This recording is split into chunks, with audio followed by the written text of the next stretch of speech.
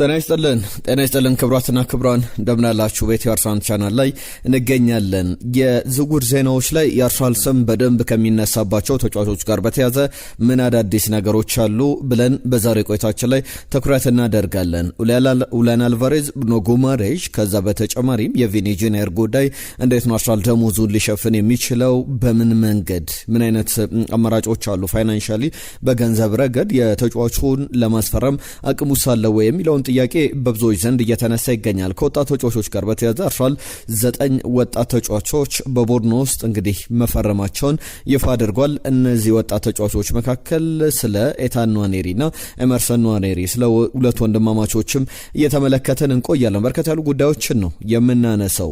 ከባርሰሎና አርሰናል ሊያስፈርም የሚፈልገው ማጥቂ ስለመኖሩ የሰማናቸው ጉዳዮች አሉና አለም ፓርዲው በቪኒ ጁኒየር ጉዳይ ላይ ያነሱት ጉዳይ አለ። ገብርኤል ማርሴሊ፣ ገብርኤል ማጋሌሽ መቼ መለሳሉ ወደ አርሰናል። ከዛ በተጨማሪም በቡድኑ ውስጥ ስላለው ሂደት የገብርኤል ማርሴሊን ውሳኔ በተመለከተ አዳዲስ የተባሉ መረጃዎችን ሰምተናል። ሁሉም አብራችሁን ቆዩ። መልእክቶቻችሁን፣ ሀሳብ አስተያየቶቻችሁን እየላካችሁልን አብራችሁ እንድትቆዩ እንጠይቃለን። ቪዲዮ ላይክ አድርጋችሁ ጀምሩ። በርከት ያሉ ጉዳዮችን ነው የምናነሳው። የእናንተ አንድ ላይክ በእጅጉ ያገዘናል። በቀጥታ ወደ ጉዳዮቻችን አልፈናል። የቪኒ ጁኒየርን ጉዳይ አስቀድማለሁ። ከሪያል ማድሪድ ጋር በተያዘ ያን ዲያሞንዴን ለማስፈረም በጣም ስለመቃረቡ ብዙ ዘገባዎችን እየተመለከትን ነው የምንገኘው። ለምሳሌ ፋብሪዚዮ ሮማኖ በእርግጥ ሂር ዊ ጎ ብሎ ዝውውሩ ተጠናቋል የሚል ዜና አውጥቶ ነበር። በእርግጥ የፋብሪዚዮ ሮማኖ ዜና በዘረጃ የተጠናቀቀ ዝውውር አይደለም፣ ትክክለኛ መረጃ አልነበረም። አሁን ሌሎች በጀርመን እግር ኳስ ላይ በጣም ጥሩ መረጃዎችን የሚያወጣው ፍሎሪያን ፕለተንበርግ እንዲሁም ደግሞ ሌላኛው ዚ አትሌቲክ ላይ እነ ዳቪድ ኦርነስቲንም ጭምር ዝውውሩ ሊጠናቀቅ ይችላል ኤክስፔክተድ ቱ ሳይን ብሎ ነው ያወጡት። ሊጠናቀቅ ይችላል ወይም ደግሞ ይጠናቀቃል ተብሎ ይጠበቃል አይነት ዜና ነው የወጣው። በ115 እና በ110 ሚሊዮን ዩሮ አካባቢ እየዋለለ ያለ የመጀመሪያ ፊክስድ ክፍያውን ግን ሪያል ማድሪድ ለያን ዲያሞንዴ ለመክፈል ፍላጎት አሳይቷል። አርሰናል ፍላጎት ነበረ በዚህ ተጫዋች ላይ። ነገር ግን አሁን ልናነሳ የወደድነው የያን ዲያሞንዴን የሪያል ማድሪድ ዝውውር ሳይሆን ለአርሰናል ያን ዲያሞንዴ ወደ ሪያል ማድሪድ መሄድ በጣም ጥሩ ዜና ይመስላል። በድርድሩ ላይ ምናልባት ጌም ቼንጂንግ የሚባለውን በጣም ትልቅ ነገር በአርሰናል ቤት መቶ ሊለውጥ ይችላል የሚባለውን የቪኒ ጁኒየር ዝውውር በቶሎ ሊጠናቀቅ የሚችልበት እድል አለ። ያንን በስፋት እንመለከታለን። ምክንያቱም ዲያሞንዴ መጣ ማለት ዝውውሩ በቶሎ የሱ ተተኪ ሊሆን ይችላል። ነገር ግን ዲያሞንዴ በቀኝም በግራም መስመር ቦታ ላይ መጫወት ይችላልና በጣም ቨርሳታይል ነው፣ በጣም ክሬቲቭ ነው። አንዳንድ ሰዎች እንዲሁ ሲጫወት እንደ ድሪብሊንጉ እንደ ኦዝማን ዴምቤሌ አይነት ነው ብለው ያነሱታል። በመስመር ቦታ ላይ የሚጫወት ዊንገር ሳይሆን ክሬቲቭ ተጫዋች ነው። የ10 ቁጥር ሚና ያለው ብዙ የግብ ዕድሎችን የሚፈጥር ከማስቆጠር ይልቅ ብዙ አሲስቶች ላይ የበለጠ ትኩረት የሚያደርግ አይነት ተጫዋች ነው ብለው ያስቀምጡታል። የሪያል ማድሪድ እድገቱን እንመለከታለን። ለሁሉም ቪኒ ጁኒየርን በተመለከተ ግን የአርሰናል ጥያቄ ይጠበቃል። ተጫዋቹ ዛሬ ሰኞ ወደ ማድሪድ ከተማ መጥቷል።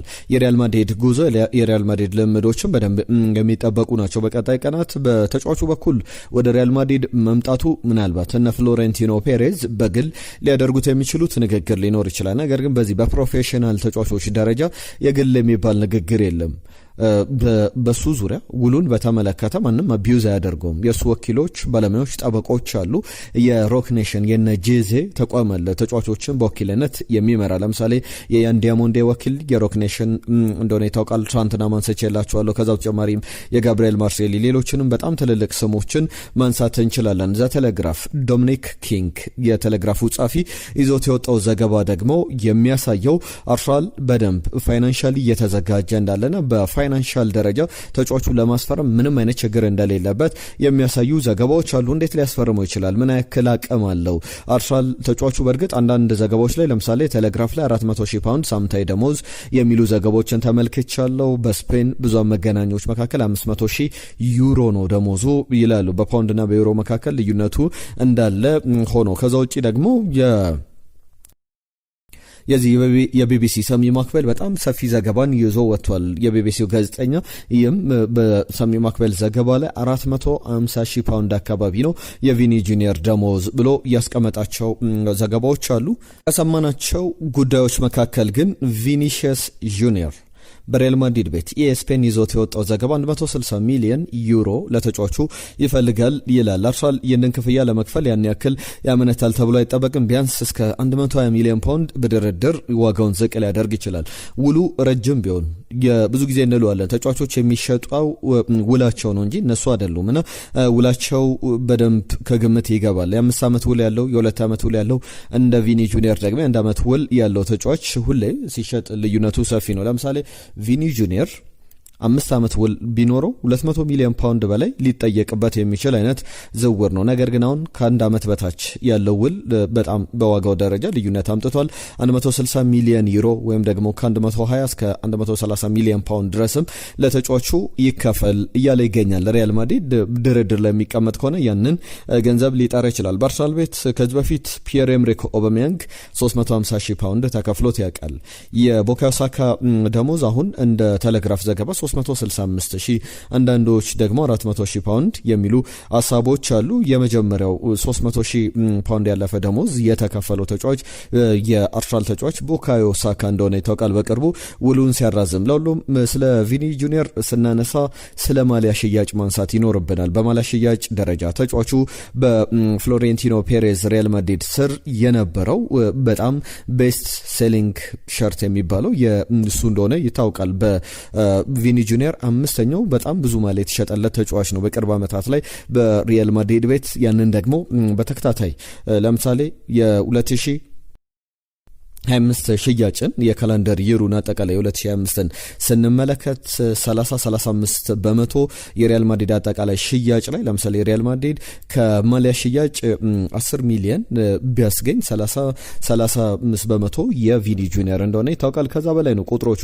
እናነሳለን። 26 ዓመቱ ላይ ይገኛል። አርሰናል ምን ይጨምራል የሚለው በዋነኝነት የሚነሳ ጉዳይ ነው። ብሪሊያንት ነው። አንድ ለአንድ አጋጣሚዎች ላይ በጣም ድሪብለር ነው፣ ክሬተር ነው፣ የግብ ዕድሎችን ይፈጥራል፣ ግብ አስቆጣሪ ነው፣ አዝናኝ ነው። ብዙ ነገሮችን ስለሱ ማንሳት ይቻላል። 2 የቻምፒየንስ ሊግ ዋንጫዎችን አሸንፏል። 3 ደግሞ የላሊጋ ክብሮችን ባለፉት 8 ዓመታት በሪያል ማድሪድ ቆይተው ለባሎንዶር የቀረበ ተጫዋች እንደነበረም እናስታውሳለን። ምናልባት የባህሪ ጉዳይ ይነሳበታል። ባሎንዶሩንም ያሳጣው ምክንያት እሱ ነው እንጂ በዛ ዓመት ላይ ሮድሪ ሳይሆን እሱ ነበር የሚገባው የሚሉ ሀሳቦች በተደጋጋሚ ተሰንዝረው ተሰጥተው ሰምተን እናውቃለን። እናም አሁን ላይ ከቪኒሺየስ ጋር በተያዘ የብራዚላዊ ተጫዋች በፕሪሚየር ሊጉ ላይ የሚመጣበት እድል ካለ አርሰናል መዳረሻው ነው። ትልቅ ዝውውር ይሆናል ተብሎ ይጠበቃል። ለምሳሌ ባለፈው ዓመት እያተደረገውን የአሌክዛንደር አይዛክ ዝውውር እንመልከት።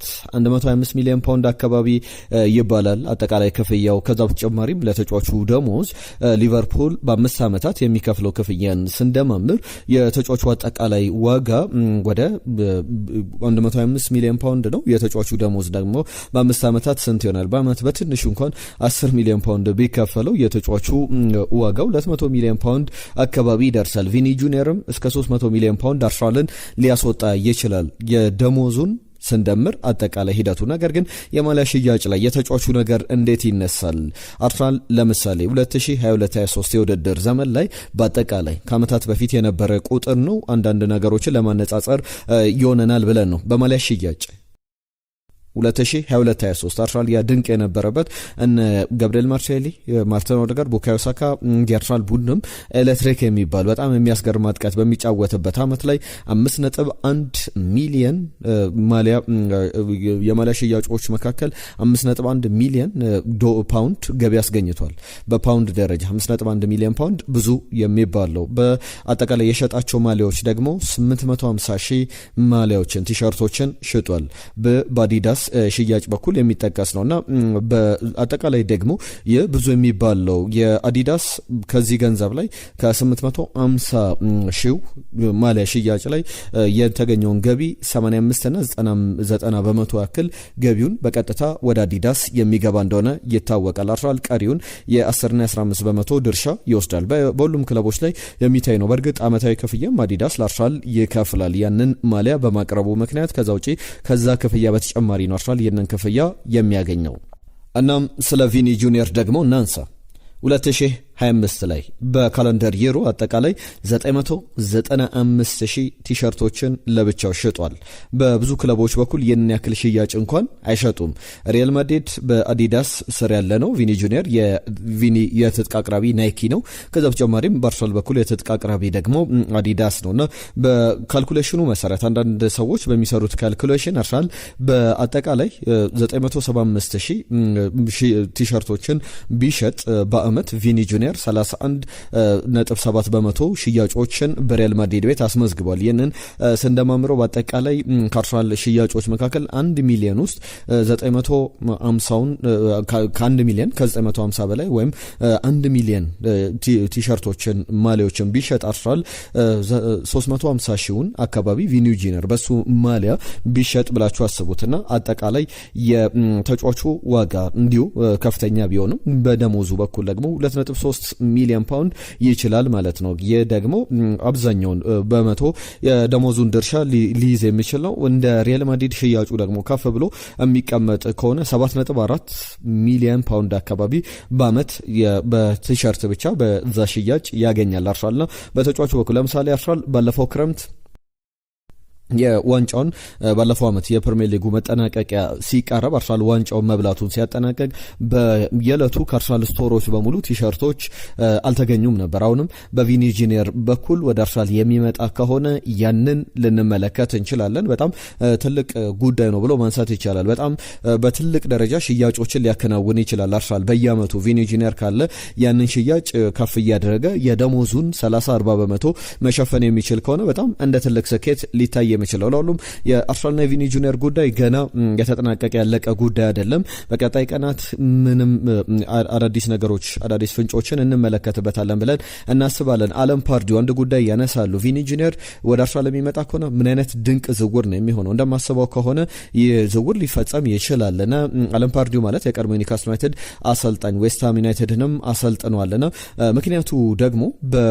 ከጆዜ ጋር ያለው ነገር ግንኙነታቸው ጥሩ አይደለም። በዘረኝነት ጉዳይ በፕሬስቴኒያን ባለፈው የቤኔፊካ ጨዋታ ጆዜ ቤኔፊካ አሰልጣኝ ሆነው ዘረኝነት ጥቃት አድርሰውበታል ሲባል ቀድመው የወቀሱት ቪኒ ጁኒየር ነውና ጥሩ ግንኙነት ላይኖራቸው ይችላል የሚል እሳቤ አለ። ከሪያል ማድሪድ ጋርም በተያዘ ያለው ኮንትራት ማጭር መሆኑ ተጫዋቹን አርሰናል ጠንከር ብሎ የሚሄድበት ከሆነ ሊያገኝ የሚችልበት እድል የተጫዋቹን ዝውውር ሊፈጽም ይችላል ይላሉና በዛው በተቃራኒ አንግል ደግሞ ስትመለከቱት አርሰናል የፕሪሚየር ሊጉ ሻምፒዮን ነው። የሚመጣው ወደ ለንደን ወደ ማንቸስተር ወደ ኒውካስል ከተማ አይደለም፣ ወደ ለንደን ነው የሚመጣው። ለንደን ብዙ ጊዜ ክለቦች ደረጃ በእንግሊዝ ያለው የአየር ጸባይ ከሌሎች የእንግሊዝ ከተሞች ለምሳሌ ማንቸስተር ዝናባማ ነው፣ ነጭናጫ ከተማ ነው ይባላል። ሁሌ የሚዘንብበት ከተማ ነውና ብዙዎች የሚወዱት አይደለም። ብራዚላውያን፣ አርጀንቲናውያን የማንቸስተር ከተማን ህይወት ብዙ አይወዱትም። ለንደን ደግሞ ከዛ በተቃራኒ የተመቸ ነው፣ የተሻለ ከተማ ነው ተብሎ ይቀመጣልና አርሰናል በቻምፒየን ነው፣ የእንግሊዝ ቻምፒየን ነውና በጣም ወደ ጥሩ ቡድን የሚመጣ ለሁለቱም ለቪኒ ጁኒየርም ለአርሰናልም ጥሩ ዝውውር ይሆናል የሚል እሳቤ እንዳላቸው ሲናገሩ ተመልክቻለሁ። አለም ፓርዲውን በተመለከተ የአርሰናል ተጫዋቾችን በተመለከተ ሌላኛው ትልቁ ጉዳይ ወደ አርሰናል ሊመጣ ይችላል ተብሎ የበለጠ እድል ያለው የብሩኖ ጉማሬዥ ጉዳይ ነው። አንድ ኦፍ አርሰናል በጣም ዝርዝር ጉዳዮችን አንስቷል። አንድ ኦፍ አርሰናል ማለት በአርሰናል ቤት ውስጥ ያለ ማንነቱ የማይታወቅ ነገር ግን በጣም ውስጥ አዋቂ ምንጭ እንደሆነ ይነገራሉ። ብዙ ጊዜ የጉዳት ዜናዎች ብዙ ቦታዎች ባልተረጋገጡበት ሰዓት ላይ የተጫዋች አይሰለፍም፣ የተጫዋች ይሰለፋል፣ የተጫዋች እንደዚህ ነው እንደዚያ ነው እያለ አዳዲስ መረጃዎችን እያወጣልና ከብሩኖ ጉማሬዥ የመጀመሪያ ጥያቄ ከ60 ሚሊዮን ፓውንድ በላይ ነው። ጁን 26 ላይ ጥያቄ ማቅረቡን ያነሳል። አንድ ኦፍ አርሰናል ገጽ ላይ ተመለከትኩት መረጃ ነው። ከዛ በኋላ ደግሞ ሪጀክት እንደተደረገ ይሰማል። ከዛ በኋላ አርሰናል ድጋሚ ይመለሳል ድጋሚ አይመለስም እየተባለ ኦፊሻል ባይዶች አሉ፣ ዳይሬክት ንግግሮች የሉም እየተባለ ብዙ ሀሳቦች ሲነሱ ነበር። አሁን የብሩኖ ጉማሬዥ ጉዳይ ከምን ደርሷል? አርሰናል ለምንድን ነው እንደዚህ ያቀዘቀዘው በተጫዋቹ ጉዳይ ላይ የሚለው ሀሳብ ይነሳል። ተጫዋቹ በእርግጥ ሪስፔክትፉሊ በሆነ መንገድ ለኤዲያው ነግሯቸዋል። በእግር ኳሳዊ በሆነ ምክንያት ፋይናንሻል አይደለም፣ እግር ኳሳዊ በሆነ ምክንያት ለደሞዝ ለጥቅማ ጥቅም ለገንዘብ ብሎ ሳይሆን በእግር ኳስ ስኬታማ ሆኖ ለመቀጠል በሚል እሳቤ በብሩኖ ጉማሬዥ በኩል ክለቡን መልቀቅ እንደሚፈልግ ወደ አርሰናል መሄድ እንደሚፈልግ በይፋ አስታውቋቸዋልና አሁን የባለፈው ሐሙስ ጉዳይን ላነሳላችሁ ነው። በአርሰናል በኩል 70 ሚሊዮን ፓውንድ እንዳቀረበ እኛም በብዙ ዘገባዎች ላይ ሽፋን ስንሰጠው ነበር። ነበር በሰራናቸው ዜናዎች ላይ ነው። አሁን በሰማነው መረጃ ይላል የአንድ ኦፍ አርሰናል ዘገባ ይህም ጥያቄ ከቀናት በኋላ ውድቅ ተደርጓል። ሐሙስ ዕለት ጥያቄ ቀረበ። ከዛ በኋላ ኒውካስል ዩናይትድ ውድቅ እንዳደረገውም እያሰማን እንገኛለን። የአርሰናል ድርድር ለምሳሌ የመጀመሪያው ፍላጎት ሳንድሮ ቶናሊ እንደነበረ እኛም በተደጋጋሚ ስናነሳ ነበር። ሳንድሮ ቶናሊ ግን አንደኛ በተጫዋቹ በኩል የኤጀንት ፊ የሚባል አለ። አሁን የብሩኖ ጉማሬሽ ዝውውር ላይ የኤጀንት ፊ ተብሎ የሚመጣ ክፍያ ያን ያክል ትልቅ ክፍያ አይደለም።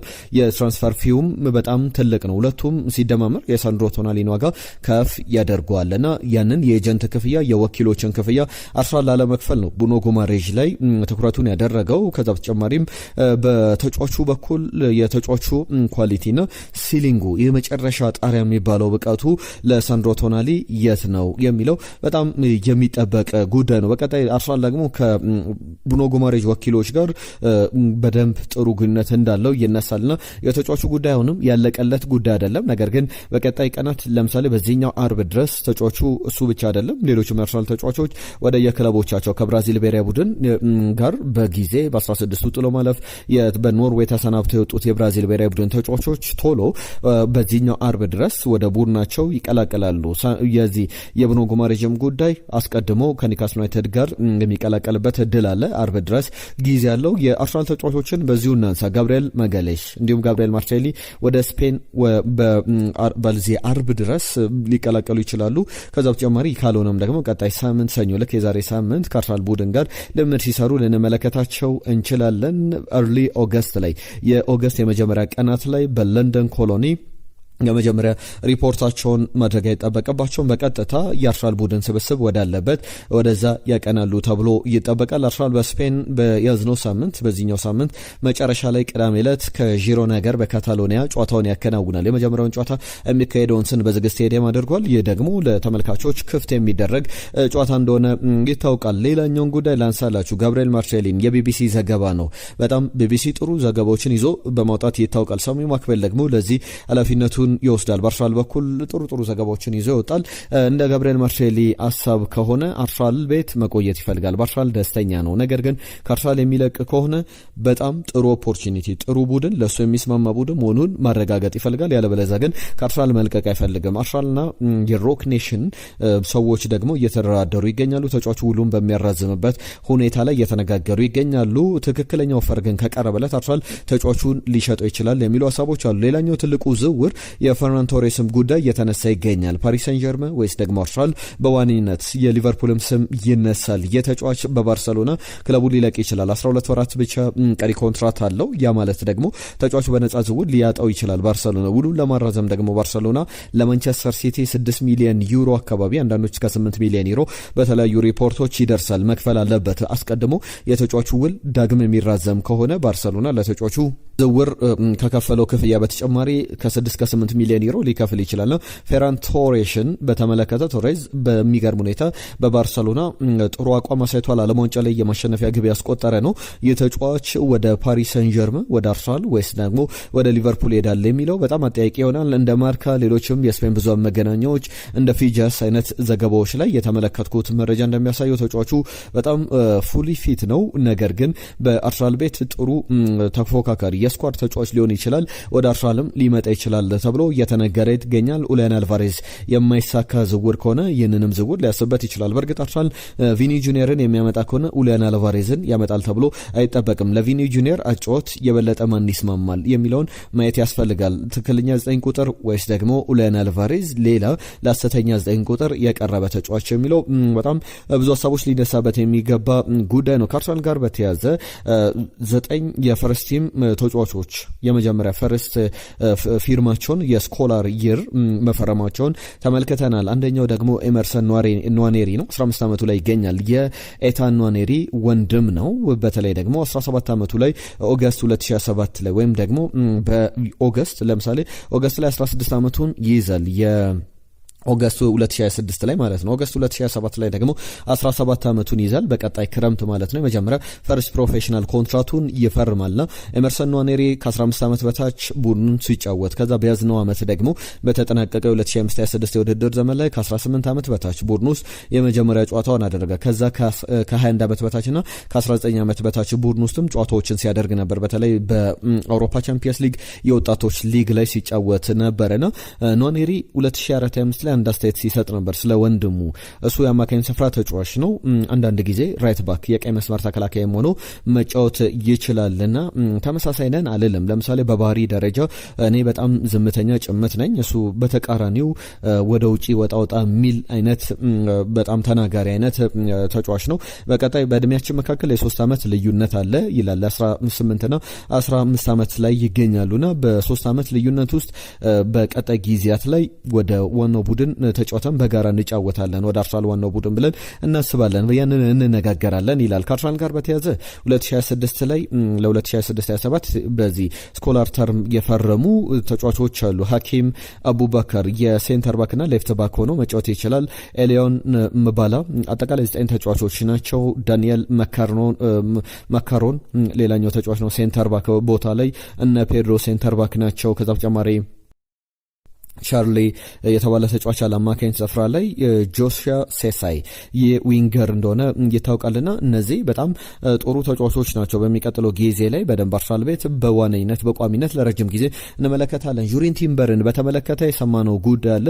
የቀዶ ሕክምና አድርጎ እንደነበር በክረምቱ በተለይ ከዓለም ዋንጫ ውጪ በሆነበት ሰዓት ላይ ብዙ ያልሰማነው መረጃ ነው የተመለከትኩት። የቀዶ ሕክምና አድርጎ አሁን የሪሃቢሊቴሽን የማገገም ስራዎችን እየሰራ ይገኛል። የግሮይን የበሽሽት ጉዳት እንደነበረበት ይታወቃል። አሁን ከዛ ጉዳት አገግሞ የፕሪሲዝን የመጨረሻ ጨዋታዎች ላይ አርሰናል የቅድመ ውድድር ዘመን ዝግጅት የመጨረሻ ጨዋታዎች አካባቢ ወደ ሜዳ ሙሉ ፊትነሱ ላይ መለሳል። አሁን በስፔን በካታሎኒያ ግዛት ከአርሰናል ዋናው ቡድን ጋር አብሮ እንዳለ የሚያሳዩ ዘገባዎችን ተመልክተናል። ሁሉም እነዚህ በዋነኝነት አርሰናል ቤት የተመለከትናቸው ጉዳዮች ናቸው። በቀጣይ በአርሰናል በኩል የሚነሱ ሀሳቦችን ይዘን እንመለሳለን። ትናንትና የእናንተ መልእክቶች መጥተውልናል። አቤል ቪኒ ጁኒየር ወደ አርሰናል መምጣት የለበትም ሱፐርስታር ስለሆነ ቡድኑን ይረብሻል የሚል መልእክት ልኮልናል። ዮሴፍ መሐመድ አልቫሬዝ ባይመጣ ከዛ በተጨማሪ ቪኒ ጁኒየርና ጉማሬዥ በቂ ነበሩ ብሎናል።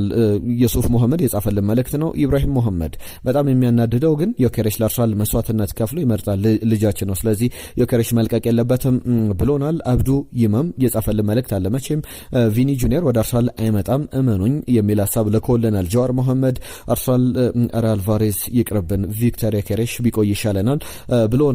ከዛ ውጪ ሶሌ ዳኜ ዮኬሬሽን የሚነካ አይደለም፣ ምክንያቱም እሱ ከመጣ በኋላ ነው ዋንጫ አርሰናል የበላው ብሎናል። ባዬ አስማረ ከእስራኤል ከሀገረ እስራኤል ኢየሩሳሌም የጻፈልን መልእክት አለ። ቪኒ ጁኒየር ወደ አርሰናል መምጣት ቢፈልግ ሪያል ማድሪድ አይለቀውም፣ ተጫዋቹ ይለቃል ብዬም አላስብም ብሏል። በተለይ አርሰናልን መደራደሪያም ሊያደርገው የሚችልበት እድል አለ። በቀጣይ ቀናት እንመለከተዋለን። ሌሎችም የሚነሱ ጉዳዮች አሉ። ቪኒ ጁኒየር አያስፈልግም ያለን ኤስኬ የተባለ ስም ላይ መጣልን መልእክት ነው። አርሰናል በተመለከተ ብራዚላዊው ቪኒ ጁኒየር ወደ አርሰናል የኒው አርሰናልን ቢመጣ በጣም ምኞቴ ነው፣ በደንብ እንደሚሳካለት ተማመናለሁ። አሚኖ ዘገነርስ ከበርበሬ በረንዴ ጻፈልን መልእክት ነው። ከረዩ የጻፈልን መልእክት ነው። አሚኖ ዘገነርስ ጠፋ ብላል። ሀሳብ አስተያየትን የላክልን አብረን ቆይ። ታምሪያዝ ልቄም ከሰሞኑ የጠፋ አድማጫችን ነበረ ብቅ ብሏል። አርሰናል ቪኒ ጁኒየርን ከመጣ አልቫሬዝ አያስፈልግም። ትክክለኛ 9 ቁጥር ለቪክተር ዮኬሬሽ ሞራል መጨነቅ ያስፈልጋል።